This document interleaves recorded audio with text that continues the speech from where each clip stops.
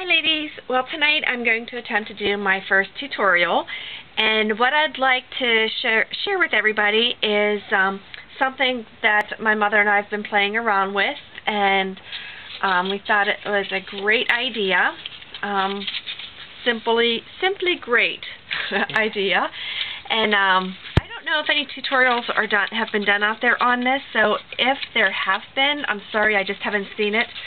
But if there are and you haven't seen it like I have, then at least I can share my version of it. Anyway, what I made these flowers out of, and you can see how pretty they are. And there's a couple variations depending on how you cut the picture or how you cut your flower to get a couple different looks depending on how you cut your back one. Back up just a little bit more. Okay. And these are all made from, guess what, ladies?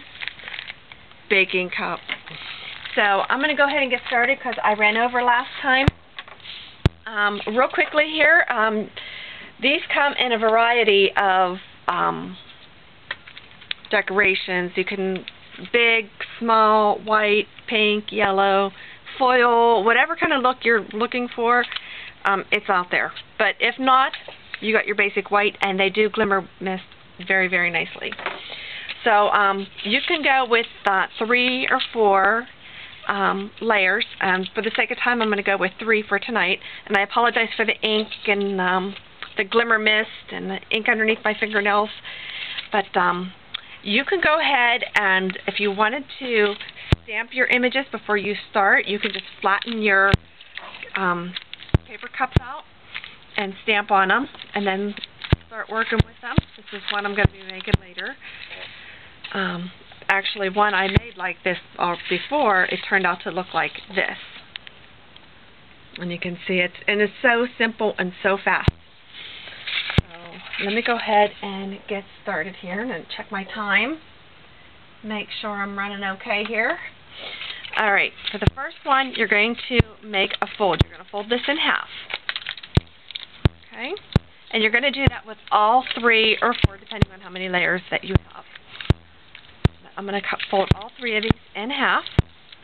Okay, and then I'm going to fold them in half again. All right.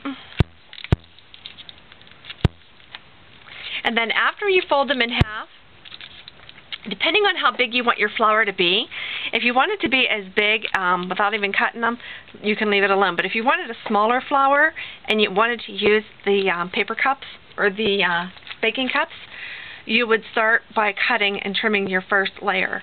But I'm leaving that one go. And the second layer, I'm going to go ahead and cut down about 1/4 of an inch. And I'm just going to curve that over. Okay? And then then you can see how it's going to layer here to see if that's going to give you enough layering. And that's going to work fine for what I'm doing here tonight. And then the last layer I'm going to take and I'm going to cut it right above where the pleat starts. And I'm just going to curve it around. Okay? And then if I want to see how that's all going to line up and layer, you can check it before you go any further, so if you have to make any adjustments, you can do it now. But you can see it doesn't have to be perfect, but that will work. So for the first cut, what you want to do, once you fold this in half, where it starts to curve down, you want to come in between with your scissors here and make your first cut. And you're going to cut down shortly right, a little bit longer than where the pleat starts, or just right below where the pleat starts you want to cut to. Okay, and then after you make your first cut, you can see this is how far I cut down. You want to be careful not to go all the way through. You just want to flip that around, and then you're going to start making your other cuts. And for these cuts, you're going to cut in between. You're going to have to put your scissors in between the papers and cut down. And you want to try to keep even with your cuts. Doesn't have to be perfect, but pretty even. Or pretty much the same. Okay, and then you're going to come and you're going to make another cut down the middle. And again, you can see I'm taking my cut right down below where the pleat starts.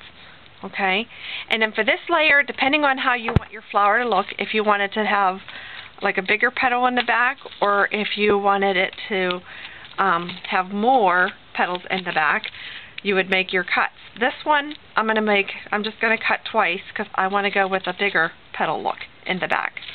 Okay, so I'm only going to cut it twice there, in half there. And then this here, you can see I got my first layer of my flower. And you can kind of see it's all even if you had to do like a quick flower, this would work just like this. You can see how cute it is. Okay, so for the second layer, I'm going to go ahead and follow the same steps. And you're going to want to be careful, again, not to cut all the way through. And a little bit below the pleats, you're going to cut. Flip it around and go in between the papers again, making all your cuts. Okay. Alrighty. And then you're going to come up here and you're going to cut in the middle. Okay, and then on this layer, you're going to make 2 more cuts in between. The middle and the start, and then in between the middle and the end. And all your cuts should be pretty much even with each other. And then here's your second layer of your flower. Okay, and then the third one you want to be very careful with, but again, you're going to be following the same steps. Cutting down, and this one you'll have to be the most careful on to make sure that you don't cut all the way through. And then you'll flip it around. I'm going to change my scissors and cut down here. Okay. And then in this one, instead of cutting it 4 times, I'm going to cut it like I'm going to make fringe. So I'm just going to take little cuts all the way along here, like you're making fringe. Okay? And then you can see this is your third layer. And then at this time, this is where you can decide what kind of look that you're going for. You can take your mouse pad, cutting mat, whatever soft surface that you have. I use an old stamp mat because I have so many of these that they usually come with the stamps that I buy. But you can take your paper piercer at this point and put your brad in it if you wanted. Or in my case, I'm going to go ahead and take this and I'm just going to press down on it. And you can kind of see right there, you could stop at that point if you want, if that was the look that you were going after. Also, if this was white, this would be the time that you'd want to glimmer mist them. Just be careful drying them, because if you dry them too long, they will burn. Although it looks nice and vintagey, but you got to be careful you don't catch these on fire, because they will burn. So then what you want to do is you want to crinkle them up, carefully of course. Okay. Alright. And then just checking my time here. Okay, and then this is when you can just go ahead and start putting them all together. And I'm running out of time, so I'm going very, very quickly, but I just use glossy accents because it only takes a dot. Put a dot, stick, dot, stick. And then this is when you can push it down again. Okay, and you can kind of see the kind of look, and then you can kind of play with your petals there to get the look.